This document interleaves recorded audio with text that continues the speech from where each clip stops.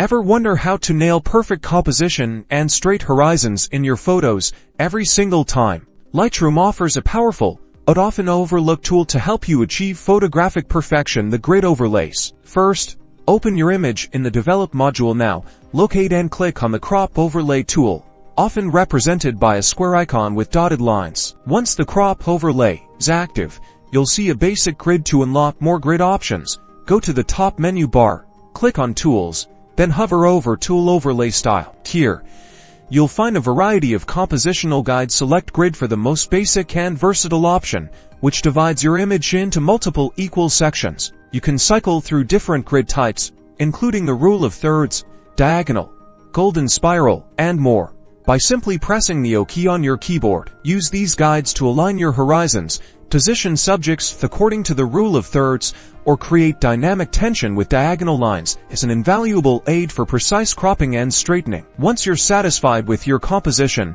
simply deselect the Crop Overlay tool. The grid disappears, leaving you with a perfectly balanced and visually engaging photograph. Mastering these grids will elevate your photo composition and help you achieve professional results every time.